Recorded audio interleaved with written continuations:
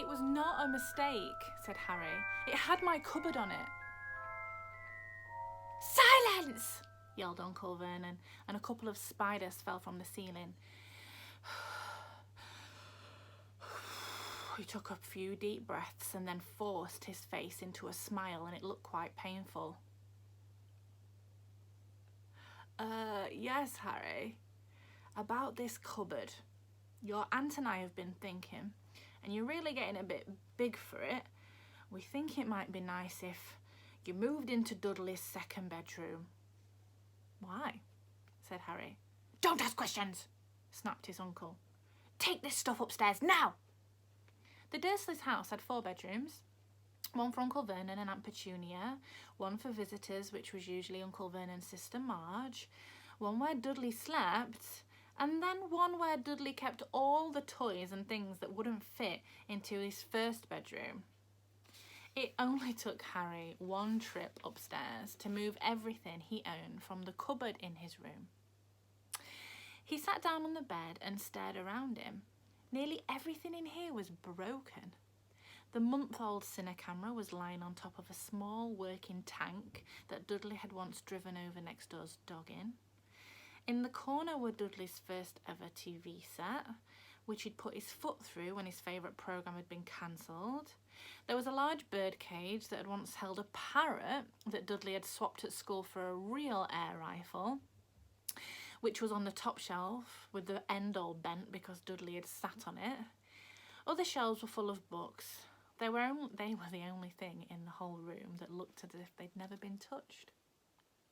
From downstairs came the sound of Dudley bawling at his mother. "I don't want him in there. I need that room. Make him get out." Harry sighed and stretched out on the bed. Yesterday he'd have given anything to be up here.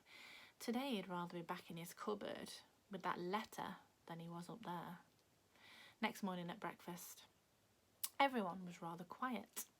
Dudley was in shock. He'd screamed, whacked his father with his smelting stick, been sick on purpose, kicked his mother, thrown his tortoise through the greenhouse roof, and he still didn't have his room back.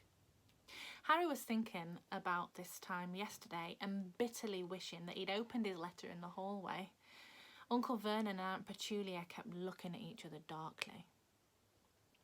When the post arrived, Uncle Vernon seemed to be trying to be nice to Harry, made Dudley go and get it. They heard him banging things with his smelting stick on his way down the hall, and then he shouted, "There's another one! Mr. H. Potter, the smallest bedroom, 4 Privet Drive," with a strangled cry. Uncle Vernon leapt from his seat and ran down the hall. Harry right behind him. Uncle Vernon tried to wrestle Dudley to get to the ground to get the letter from him, which was made difficult by the fact that Harry had grabbed Uncle Vernon from behind. After a minute of confused fighting, in which everybody got hit a lot with the smelting stick, Uncle Vernon straightened up, gasping for breath, with Harry's letter. "Go to your cupboard, your bedroom," he wheezed at Harry. "Dudley, go, just go." Harry walked around and round his new room. Someone knew he had moved out of the cupboard, and they seemed to know he hadn't received the first letter. That meant that they'd try again. And this time he'd made sure that they wouldn't fail. He had a plan. The repaired old alarm clock rang at 6 a.m. the next morning. Harry turned it off quickly and got dressed silently. He mustn't wake the Dursleys. He stole downstairs without turning on any of the lights. He was going to wait for the postman on the corner of Privet Drive and get the letters for number 4 first. His heart hammered as he crept across the hall, the dark hall toward the front door. He leapt into the air. He'd trodden on something big and squashy on the doormat. Something alive. Lights clicked on upstairs, and to his horror, Harry realised that the big squashy something that he'd stood on was his uncle's face. Uncle Vernon had been laying there at the front door in a sleeping bag, clearly making sure that Harry didn't do exactly what he'd been trying to do. He shouted at Harry for about half an hour straight and then told him to go and make a cup of tea. Harry shuffled miserably off to the kitchen, and by the time he got back, the post had arrived right into Uncle Vernon's lap. He could see his address in green ink. "I want," he began, but Uncle Vernon was tearing the letter into pieces before his very eyes. Uncle Vernon didn't go to work that day. He stayed at home and nailed up the letterbox. "See," he explained to Aunt Petunia through a mouthful of nails, "if they can't deliver, then they'll just give up." "I'm not sure that'll work, Vernon." "Oh, these people's minds work in strange ways, Petunia.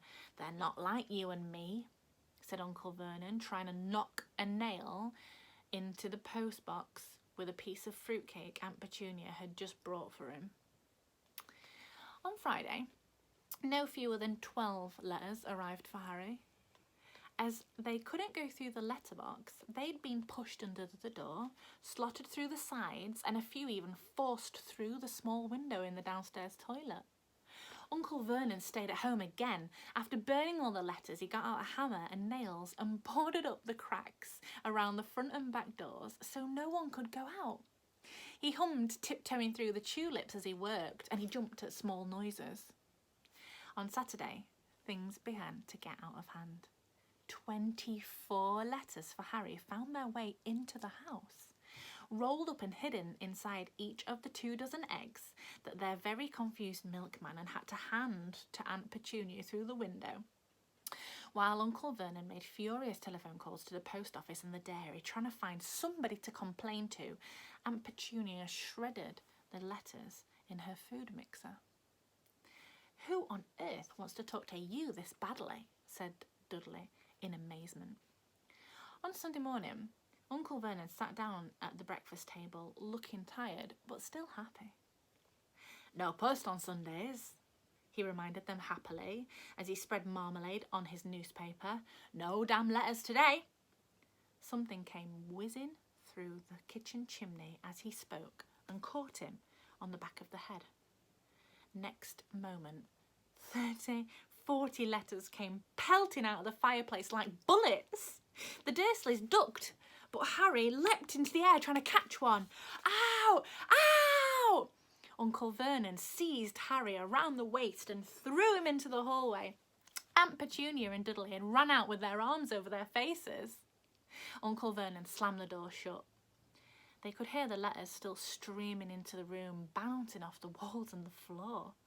"That does it," said Uncle Vernon, trying to speak calmly but pulling great tusks out of his moustache. At the same time, "I want you all back here in 5 minutes, ready to leave. We're going away. Just pack some clothes. No arguments." He looked so dangerous with half his moustache missing that no one dared to argue. 10 minutes later, they had wrenched their way through the boarded up door and they were in their car, speeding toward the motorway. Dudley was sniffing in the back seat. His father had hit him around the head for holding them up while he tried to pack his television, his video, his computer all into his sports bag. They drove, and then they drove, and then they drove. Even Aunt Petunia didn't dare ask where they were going. Every now and then Uncle Vernon would take a sharp turn and start driving in the opposite direction for a while. Shake 'em off, he would mutter whenever he did this. They didn't stop to eat or drink all day. By nightfall, Dudley was howling. He'd never had such a bad day in his life. He was hungry, he'd missed 5 television programmes he'd wanted to see, and he'd never gone so long without blowing up an alien on a video game. Uncle Vernon stopped at last outside a gloomy-looking hotel on the outskirts of a big city. Dudley and Harry shared a room with twin beds and damp, musty sheets.